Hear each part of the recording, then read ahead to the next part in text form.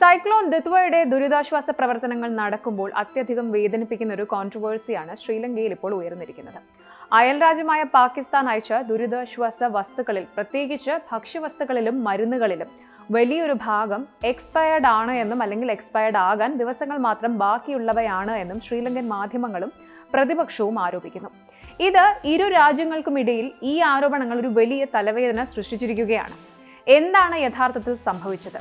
ഈ ആരോപണങ്ങളുടെ ജെനുവിനിറ്റി എന്താണ്? പരിശോധിക്കാം. ശ്രീലങ്കൻ ഡിഫൻസ് മിനിസ്ട്രിയിലെയും സിവിൽ സപ്ലൈസ് വിഭാഗത്തിലെയും ചില ഒഫീഷ്യൽസ് ആണ് ഈ അതീവ ഗുരുതരമായ ആരോപണം ആദ്യം ഉന്നയിച്ചത്.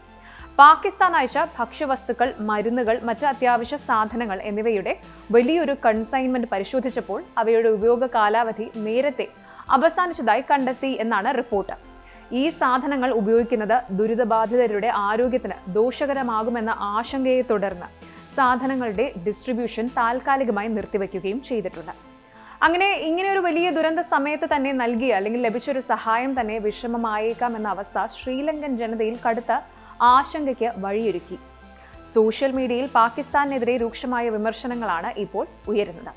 ഈ നീക്കം സഹായത്തിന്റെ മറവിലെ ഡിസ്റെസ്പെക്റ്റ് ആണെന്നും നയതന്ത്രപരമായ മര്യാദക്കേടാണെന്നും ശ്രീലങ്കൻ ഒപ്പോസിഷൻ പാർട്ടികൾ ആഞ്ഞടിച്ചു. ഈ വിഷയം ഇരു രാജ്യങ്ങൾക്കുമിടയിൽ ഒരു ഡിപ്ലോമാറ്റിക് ക്രൈസിസായി വളരുമെന്ന ഘട്ടമെത്തിയപ്പോൾ ശ്രീലങ്കൻ സർക്കാർ വിഷയത്തിൽ ക്ലിയർ കട്ടായ സ്റ്റാൻഡ് എടുക്കാൻ നിർബന്ധിതരായി. ശ്രീലങ്കൻ ഹെൽത്ത് മിനിസ്ട്രി ഉടൻ തന്നെ സംഭവത്തിൽ വിശദമായ ഇൻവെസ്റ്റിഗേഷൻ പ്രഖ്യാപിച്ചു. പാകിസ്ഥാനിൽ നിന്ന് ലഭിച്ച എല്ലാ ഭക്ഷ്യവസ്തുക്കളുടെയും മരുന്നുകളുടെയും ബാച്ച് നമ്പറുകൾ ഉൾപ്പെടെയുള്ള വിശദാംശങ്ങൾ പരിശോധിച്ച് റിപ്പോർട്ട് സമർപ്പിക്കാൻ അവർ നിർദ്ദേശവും നൽകിയിട്ടുണ്ട്.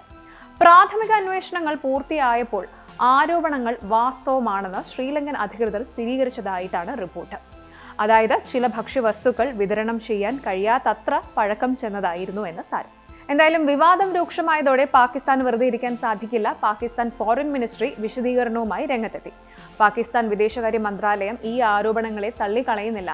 എന്നാൽ അവർ ഇതിനെ ഒരു സിസ്റ്റമാറ്റിക് എറർ ആയിട്ടാണ് ചിത്രീകരിക്കാൻ ശ്രമിക്കുന്നത്. തങ്ങളുടെ ഭാഗത്തു നിന്നും അശ്രദ്ധമായൊരു തെറ്റ് സംഭവിച്ചിരിക്കാമെന്നും ഇത് യാദൃശ്ചികമാണ് എന്നും മനഃപൂർവ്വമല്ല എന്നും പാകിസ്ഥാൻ അറിയിച്ചു. ഉയർന്ന നിലവാരമുള്ള പുതിയ സാധനങ്ങൾ അടങ്ങിയ മറ്റൊരു കൺസൈൻമെന്റ് അടിയന്തരമായി തന്നെ ശ്രീലങ്കയിലേക്ക് അയക്കാമെന്നും പാകിസ്ഥാൻ ഉറപ്പ് നൽകിയിരിക്കുകയാണ്. മാത്രമല്ല, കാലഹരണപ്പെട്ട സാധനങ്ങൾ അയച്ചതിൽ പാകിസ്ഥാൻ അതീവ ദുഃഖവും രേഖപ്പെടുത്തുകയും ശ്രീലങ്കയുടെ ദുരിതത്തിൽ പങ്കുചേരുകയും ചെയ്യുന്നതായി ഔദ്യോഗിക പ്രസ്താവനയിൽ അറിയിച്ചിട്ടുണ്ട്. ശ്രീലങ്കയും പാകിസ്ഥാനും തമ്മിൽ ചരിത്രപരമായ സൗഹൃദം നിലനിൽക്കുന്നുണ്ട്.